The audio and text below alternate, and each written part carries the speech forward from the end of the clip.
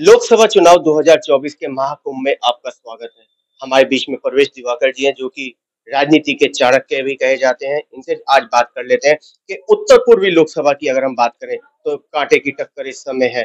क्या वर्तमान में पोजीशन है? प्रवेश जी क्या कहना चाहेंगे लोकसभा चुनाव 2024? 2024 लोकसभा लोकसभा चुनाव निश्चित रूप से नरेंद्र मोदी जी की अंतर्राष्ट्रीय स्तर पर जो एक छवि उभर कर आई है हमारे भारतवर्ष की, ये चुनाव उसके निर्णय का चुनाव है। जी, इस बार ये भारत के हर जनमानस को ये सुनिश्चित करना है कि जब हम विश्व गुरु की हम जब बात करते हैं कि भारत विश्व गुरु कब होगा, तो वो समय 2024 का समय भारत के विश्व गुरु होने का सुनिश्चित हो चुका है। प्रवेश जी क्या लग रहा है कि इस बार जो आप लोग कह रहे हैं 400 पार, क्या वास्तव में 400 पार है? आप पूरे के पूरे भारतवर्ष का दृश्य देखिए। मैं उत्तर भारत की तो बात ही नहीं करता क्योंकि उत्तर भारत में तो हम सब अपनी आंखों से सब कुछ देख रहे हैं। आप दक्षिण भारत में आप चले जाइए, आप हैदराबाद की बात करता हूं मैं, जहां पर ओवैसी चुनाव लड़ रहे हैं। ओवैसी के सामने हमारी श्रीमती लता वहां पर चुनाव लड़ रही हैं और उन्होंने उस चुनाव को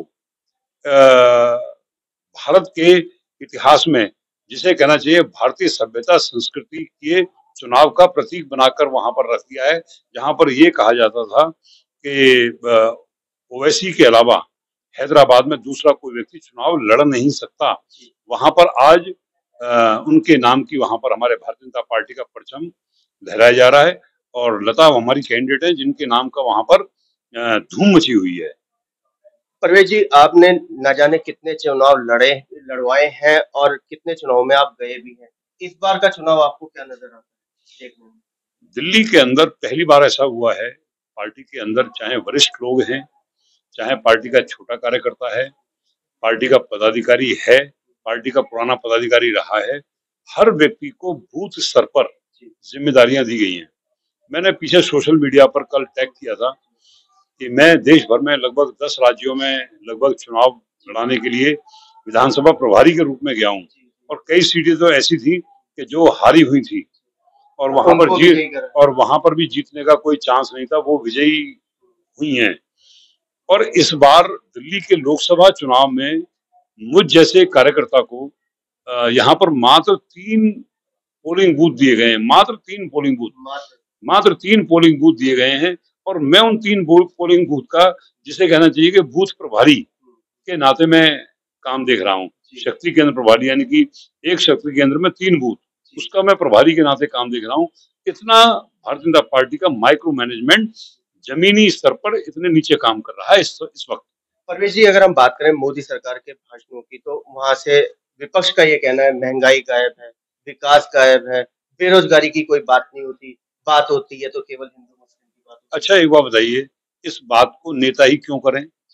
अगर बेरोजगारी की बात है तो बेरोजगारी की बात कौन महसूस करेगा? वो तो पब्लिक महसूस करेगी।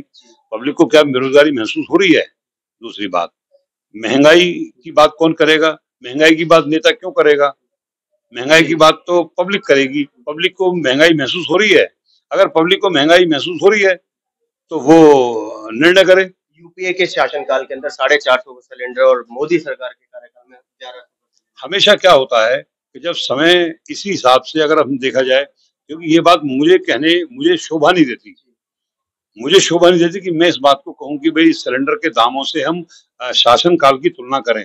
अगर हम ये कहें कि हमारे प्रॉपर्टी जो हमने मकान है मेरा, उस मकान के 100 गज के मकान का दाम यूपीए की सरकार के समय में 2014 में उसका दाम कितना था और आज 2024 का जो चुनाव आ गया है, हमारे मकान की कीमत कितनी हो गई है। अगर मैं ये बात करूं, 2014 में जब हम स्कूटर मोटरसाइकिल जो खरीदते थे, उन स्कूटर मोटरसाइकिलों की कीमत क्या थी और आज उन स्कूटर मोटरसाइकिलों की कीमत क्या है। समय अनुसार हमारे जो पिताजी हैं उन्होंने 15 रुपए किलो का या 5 रुपए किलो का देसी घी खाया है और वहीं पर हम 600 रुपए, 750 रुपए और 1400 रुपए का अगर गांव से लेके आते हैं तो 1400 रुपए किलो तक का देसी घी गांव में मिलता है। मैं शहरों की बात नहीं कर रहा हूँ, क्योंकि शहरों में तो सब मिलावटी, शहरों में मिलावटी है। गांव से आएगा तो 1300-1400 रुपए आएगा। तो महंगाई की बात कहाँ से शुरू की जाए, ये समझ से परे है जरा। आज गोल्ड की अगर हम बात करें तो 75,000 के पार और बाजार कह रहा है कि 1 लाख घुस जाएगा।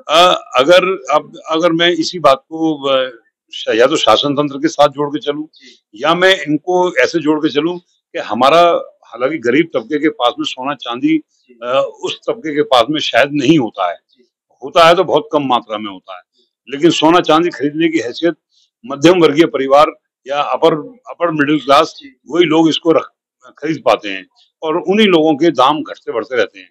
लेकिन जहां तक गरीब की बात की जाए, जी, क्योंकि या तो इस देश में आप गरीब की बात करो, या फिर आप इस देश में मध्यम वर्ग की बात करो, या इस देश में आप लोअर मिडिल क्लास की, जी, जी, अपर मध्यम वर्ग की जी, बात जी, करो। जी, अगर हम इस देश में बिल्कुल ही लोअर क्लास की बात करते हैं, तो मैं अगर लोअर क्लास के लिए अगर आपसे मैं ये कहूं कि क्या मोदी सरकार ने जो राशन है, जी, राशन बिल्कुल उनको निःशुल्क है, जी। राशन का कोई पैसा नहीं है, मोदी जी का कहना है 80 करोड़ लोगों को। लोग राशन मुफ्त जी, किया।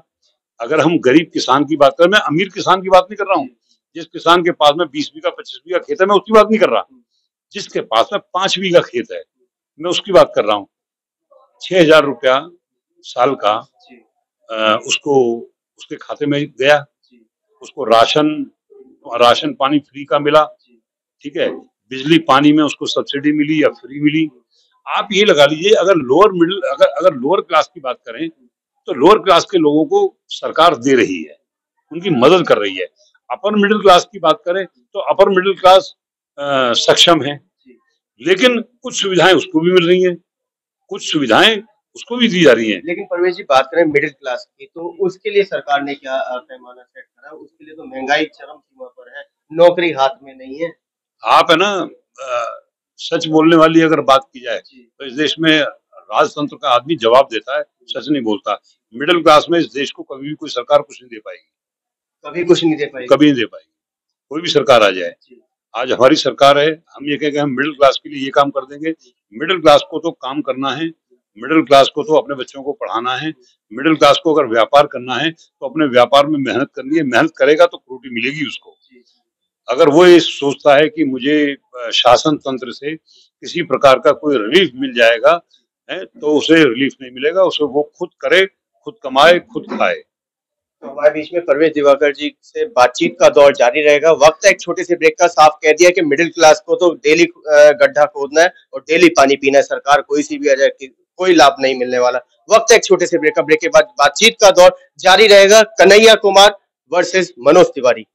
हर घर की पसंद शुद्ध दानेदार चीर फार्म A2 बिलोना घी शुद्ध देसी गाय के उच्चतम गुणवत्ता वाले A2 दूध से तैयार, कैल्शियम, आयरन, प्रोटीन और विटामिन A, K, E और D जैसे आवश्यक पोषक तत्वों से भरपूर, पचने में हल्का, स्वास्थ्य के लिए सर्वोत्तम, आपके इम्यून सिस्टम को बनाए स्ट्रॉन्ग, विटामिन A बनाए आपके शरीर को और भी मजबूत, पित्त के रोग का रामबाण इलाज, मेटाबॉलिज्म को रखे एकदम परफेक्ट, उच्च रक्तचाप, हार्ट ब्लॉकेज और हाई कोलेस्ट्रॉल की समस्या में फायदेमंद, दिमाग को शांत रखने के साथ साथ एकाग्रता बढ़ाने में भी काफी मददगार। इसका नियमित सेवन कब्ज को करे दूर, बढ़ाए आपके चेहरे की ताजगी और निखार। चीर फार्म A2 बिलोना घी सभी उम्र के लोगों के लिए फायदेमंद। For more details, dial 8595787896 और visit www.satyavatynaturopathy.in। ब्रेक के बाद भारत टीवी में आप सभी का स्वागत है। चर्चा परवेश दिवाकर जी से हो रही है। चाणक्य कहे जाते हैं राजनीति के अंदर। बात कर लेते हैं परवेश जी। उत्तर पूर्वी लोकसभा से पुनः भारतीय जनता पार्टी ने सांसद मनोज तिवारी को दिया है टिकट और गठबंधन से कन्हैया कुमार, क्या नजर आ रहा है? आश्चर्यजनक दुर्घटना है कांग्रेस के लिए। इस देश के लोगों का, इस देश के 3/4 लोगों का कांग्रेस से दिल और दिमाग से संबंध रहा है। हम ये कहें कि आप कांग्रेस के लोग नहीं, आज जो तुम्हें भाजपा में या जो लोग आज अन्य दलों में दिखाई देते हैं, वो सब सारी जो गंगा, सारी जो नदियां निकल के आई हैं, वो सब कांग्रेस से निकल कर आई हैं। ऐसा विभत्स, ऐसा डरावना, ऐसा भयानक समय पहले कभी नहीं देखा कि कांग्रेस के पास में उम्मीदवारों का अकाल पड़ गया। जहां कांग्रेस गठबंधन को मात्र 3 सीटें इस दिल्ली में मिली और उन 3 सीटों में भी 2 उम्मीदवार कांग्रेस को बाहर से लाने पड़े। इसका मतलब ये है कि दिल्ली कांग्रेस को अपने यहाँ के क्षेत्र के लोकल कार्यकर्ताओं पर विश्वास नहीं रहा। और जब लोकल कार्यकर्ताओं पर उनका विश्वास ही नहीं है तो आप कैसे कह सकते हो कि उनके उम्मीदवार जीत जाएंगे? आपको कन्हैया कुमार हल्का नजर आता है? आप अगर मैं ये कहूं कि कन्हैया कुमार की ग्राउंड क्या है यहाँ पर उत्तर पूर्वी में, ग्राउंड तो मनोज तिवारी जी की भी कुछ नहीं थी। मनोज तिवारी जी की ग्राउंड ये थी कि देखिए, जब भी कोई चुनाव आता है, लोकसभा चुनाव हो, विधानसभा चुनाव हो, दिल्ली नगर निगम का चुनाव हो, तो उसमें जातिगत आधार, भाषा का आधार, जातिगत आधार हो, भाषा का आधार हो, पार्टी का जनाधार हो, ठीक है, ये सब चीजें आती हैं। पहली बात, भारतीय जनता पार्टी का जनाधार अपने अपने शिखर पर है। पहली बात, जब मनोज तिवारी 2014 का चुनाव लड़ने के लिए आए, भारतीय जनता पार्टी का जनाधार अपने शिखर पर था। लोग उसको भारतीय जनता पार्टी को एक्सेप्ट करने के मूड में बैठे हुए थे। वो भाजपा को एक्सेप्ट कर रहे थे या मोदी जी को एक्सेप्ट कर रहे थे? एक ही बात है, एक ही बात है, क्योंकि क्योंकि मोदी जी 2014 के चुनाव में मोदी जी ने साफ कहा था अब की बार मोदी सरकार, ना कि भाजपा सरकार। क्योंकि नेतृत्व तो कोई ना कोई करेगा ही ना। नेतृत्व, जब कांग्रेस के पास नेतृत्व करने वाला नाम ही नहीं है तो वो नाम किसका देगा? कांग्रेस कह के दिखाए ना कि अब की बार सोनिया सरकार। कांग्रेस में दम है तो कांग्रेस क्यों नहीं बोलती? कांग्रेस गठबंधन बोले कि अब की बार सोनिया सरकार, अब की बार राहुल गांधी सरकार, ऐसा वो बोल के तो दिखाएं। भारतीय जनता पार्टी के अंदर ये ताकत थी कि उन्होंने बोला कि अब की बार मोदी सरकार। भारतीय जनता पार्टी संगठन कह रहा है कि हम मोदी की सरकार बनाएंगे इस बार। तो कौन बना रहा है? क्योंकि मोदी खुद थोड़े बना रहे हैं सरकार। भारतीय जनता पार्टी संगठन इस देश के लोगों के साथ में बना रहा था। चलो खैर, उत्तर पूर्वी लोकसभा की जनता जानना चाहती है मनोज तिवारी ने क्या क्या कार्य किए। देखिए, अब आप मनोज तिवारी के कार्यों की जो हम बात करते हैं तो उसे बोलते हैं केंद्र सरकार के द्वारा जो काम होते हैं उन कामों में क्या क्या चीजें आनी चाहिए। सड़क सबसे पहली आती है, जो बड़ी बड़ी चौड़ी रोड होती है, बड़ी रोड, उसके बाद में बड़े फ्लाईओवर, बड़ी सड़कें होती हैं। जैसे उन कामों की अगर हम बात करें तो शास्त्री पार्क का पहला फ्लाईओवर मनोज तिवारी की पहले अपनी पहली सफलता वो थी, जहां पर जाम लगा रहता था और आने जाने में तकलीफ थी। मनोज तिवारी ने सबसे पहला काम वहां पर किया। बहुत सारे लोग सेंट्रल स्कूल की बात करते हैं कि वो तो जयप्रकाश अग्रवाल जी ने उसकी नींव रखी थी। बिल्कुल मान लिया। जो लोग इस बात को मना करते हैं भारतीय जनता पार्टी के, तो मैं उनसे इत्तेफाक नहीं रखता, मैं उनको अच्छा संदेश नहीं मानता। अगर जयप्रकाश अग्रवाल जी ने सकारात्मक मन से अगर वो जगह अलॉट करा के वहां पर सेंट्रल स्कूल की बात सोची, तो उस सोची हुई बात को मनोज तिवारी ने उतने ही सकारात्मक तरीके से, उतने ही पवित्र मन से उसको पूरा किया। जबकि आप बिहार में या अन्य राज्यों की सरकार में देखेंगे कि पिछली सरकार का कोई भी काम होता है वो उस काम को तो डंप कर देते हैं और नए काम शुरू कर देते हैं। ऐसा होता है या नहीं होता? लेकिन दिल्ली में मनोज तिवारी ने उस परंपरा को आगे बढ़ाया। शुद्ध, सात्विक और सकारात्मक परंपरा को मनोज तिवारी ने आगे बढ़ाया। ये उनकी मानसिकता का, सकारात्मक मानसिकता का परिचय था। ये सेंट्रल स्कूल बना। दूसरी बात, लोग कहते हैं कि जयप्रकाश अग्रवाल जी ने वो सबौली हाट का उन्होंने उद्घाटन किया। बिल्कुल 100% कहना चाहिए, क्योंकि जयप्रकाश अग्रवाल इस दिल्ली के बड़े कद्दावर नेता हैं और किसी भी व्यक्ति के बारे में अपशब्द तो किसी के व्यक्ति के बारे में बोला जा सकता है, लेकिन सम्मान की भाषा बोलने वाले इस दिल्ली भर में विपक्षी राजनीति के बहुत कम है। हम उनका हृदय से सम्मान करते हैं। वही सिग्नेचर ब्रिज की बात आई, जब उन्होंने उसका उद्घाटन किया तो उस कार्य को पूरा करने का काम किसने किया? वो काम मनोज तिवारी जी ने पूरा किया और सच्चे मन से, सकारात्मक भाव से उसको पूरा किया। अगर उनके मन में ये होता कि पिछली सरकार का काम है मैं क्यों करूं, तो वो काम बिगड़ भी सकता था और वो काम रुक भी सकता था। ना बिगड़ा ना रुका। सेंट्रल स्कूल ना बिगड़ा ना रुका, हॉल्ट का काम ना बिगड़ा ना रुका। अब आप सिग्नेचर ब्रिज, अभी तो मैं वो बात कर रहा हूँ जो पिछली, आप जिन पे ठप्पे पिछली सरकारों के लगे हुए हैं, आगे आने वाली सरकार ने क्या किया। मनोज तिवारी जी, अब सिग्नेचर ब्रिज की बात करें कि जी शीला जी का ड्रीम प्रोजेक्ट था, बिल्कुल मान लिया शीला जी का ड्रीम प्रोजेक्ट था और शीला जी का ड्रीम प्रोजेक्ट पूरा भी होना चाहिए था। उस पूरा होने वाले ड्रीम प्रोजेक्ट को मनोज तिवारी जी एड़ी चोटी तक का दम लगा के उस ड्रीम प्रोजेक्ट को उसका पूरा कराया। अब उसमें विधन बाधा डालने वाला कौन? वो केजरीवाल। वो चाहता था कि भाई क्योंकि पिछली सरकार का काम था हमने पूरा किया। अरे भाई अगर तुमने पूरा किया तो शीला जी के तो ऐसे बहुत सारे काम थे जो तुमने जिनका तुमने बेड़ा गर्क ही कर दिया। जिनका तुमने बिल्कुल बेड़ा कर दिया। शीला जी के बनाए हुए स्कूल, उनका तुमने बेड़ा कर दिया। शीला जी की बनाई हुई जो सड़कें थी, उनका तुमने पुनर्निर्माण नहीं कराया। हॉस्पिटलों का बुरा हाल है। हॉस्पिटल जो शीला जी के टाइम में हॉस्पिटल बने, उन हॉस्पिटल्स की व्यवस्था तुमने दुर्व्यवस्था ऐसी कर दी कि वहां पर आम आदमी जाने में घबराता है। क्योंकि इवास हॉस्पिटल की अगर हम बात करें तो सिटी स्कैन मशीन खराब पड़ी है, एमआरआई मशीन खराब पड़ी है, एक्सरे मशीन खराब पड़ी है, 5 दवा लिखते हैं, 1 दवा मिलती है, 4 दवा बाहर से।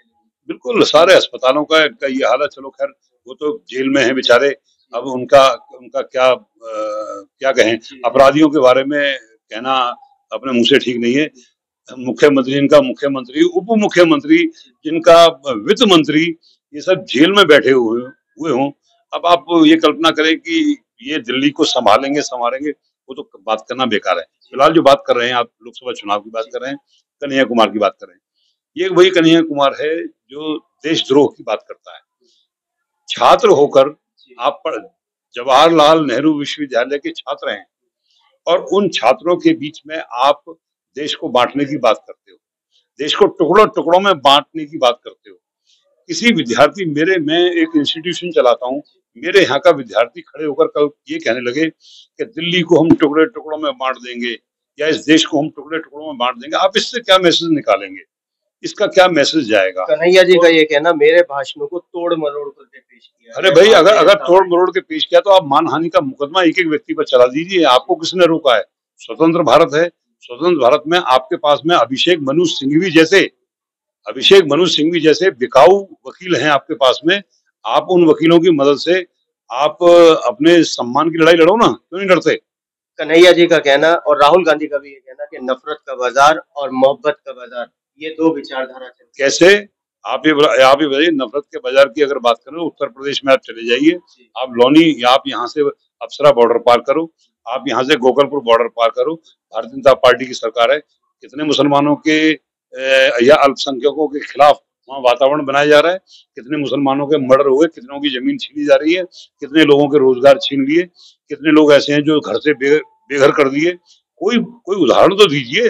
नफरत का बाजार तो उसे कहते हैं कि जहां जहां हमारी सरकार है वहां पर अल्पसंख्यक पनप नहीं रहा है। परवेश जी बात करें, मेरे यहाँ पर अभी भी, मेरे यहाँ पर घर के दरवाजे पर अभी भी अल्पसंख्यक व्यक्ति ही काम कर रहा है और पिछले 10 दिन से काम कर रहा है। 20,000 रुपए से ज्यादा का तो मैं उसे काम दे चुका हूँ। परवेश जी अगर हम नफरत के बाजार की बात कहाँ की जाएगी? परवेश जी बात करें सुरक्षा व्यवस्था, तो सुरक्षा व्यवस्था कम से कम सांसद मनोज तिवारी जी को देनी चाहिए उत्तर पूर्वी लोकसभा में। क्या बिल्कुल, इस बात के लिए मैं आपकी बात का बिल्कुल पुरजोर समर्थन करता हूं कि जब सुरक्षा की बात की जाएगी तो केंद्र सरकार को उसकी जिम्मेदारी दिल्ली में लेनी ही पड़ेगी।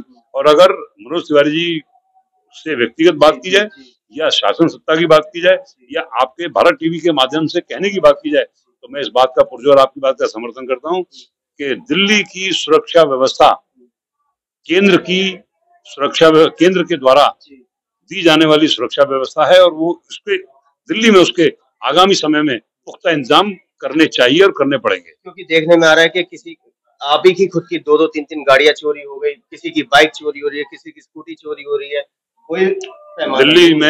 दिल्ली में उन्मुक्त भाव से अगर बात की जाए तो दिल्ली में पुलिस किसी की नहीं सुनती। पुलिस का अपना शासन है, अपना अंदाज है, अपनी बात है। क्या उम्मीद उत्तर पूर्वी लोकसभा से मनोज तिवारी चुनाव 250% चुनाव जीतेंगे, रिकॉर्ड तोड़ वोट से चुनाव जीतेंगे। मनोज तिवारी बहुत व्यवहारिक हैं। मनोज तिवारी आपस में बहुत संपर्क निभाने वाले व्यक्ति हैं। मनोज तिवारी की बात की जाए, वो बेईमान व्यक्ति नहीं है। राजनीति में 2 चीजें आती है, ईमानदार है क्या या बेईमान है। मनोज तिवारी बेईमान व्यक्ति नहीं है। मनोज तिवारी का बहुत बड़ा कद है। बहुत बड़ा कद किस मायने में कि सबसे पहली बात तो भारतीय जनता पार्टी के वो एक बड़े वक्ता हैं। लोग कहते हैं स्टार प्रचारक। मैं स्टार प्रचारक शब्द से मुझे बड़ी नफरत होती है। स्टार प्रचारक कुछ नहीं होता। वो भारतीय जनता पार्टी के प्रमुख वक्ताओं में से एक हैं और प्रमुख वक्ता वो होता है जो राष्ट्र की बात को बड़े मर्यादित तरीके से आम जनमानस के सामने सच्चाई के साथ में रख सके, ऐसा वक्ता वो मनोज तिवारी हैं। परवेश जी चलते चलते मतदाताओं से क्या अपील करें? भारतीय जनता पार्टी को वोट दें, भारतीय जनता पार्टी को चुनाव जिताएं। दिल्ली की 7 सीटें पूर्ण बहुमत के साथ में जीत कर आएंगी। नरेंद्र मोदी प्रधानमंत्री बनेंगे। देश का जो और थोड़ा बहुत नक्शे में कहीं कोई आपको लाल रेड स्पॉट नजर आता है, वो रेड स्पॉट हट जाएगा। जब हम बात करेंगे मणिपुर की, जब हम बात करेंगे अरुणाचल प्रदेश की, जब हम बात करेंगे तमिलनाडु की, जब हम बात करेंगे केरल की, तो आपके वहां भी मैदान आपको बढ़िया सुकून साफ सुथरा दिखाई देगा। तो ये थे हमारे बीच में प्रवक्ता भी कहूंगा और वक्ता भी कहूंगा प्रवेश दिवाकर जी, जिन्होंने पिक्चर साफ कर दी है कि दिल्ली की 7 सीट जीतने जा रही है भारतीय जनता पार्टी और देश के अंदर पुनः मोदी सरकार का परचम लहराएगा और बढ़िया तरीके से लहराएगा। वहीं सुरक्षा की अगर हम बात करें उत्तर पूर्वी लोकसभा में, ये सांसद महोदय को देनी होगी क्योंकि यहाँ के लोग पीड़ित हैं। कैमरामैन पवन शर्मा के साथ राहुल शर्मा।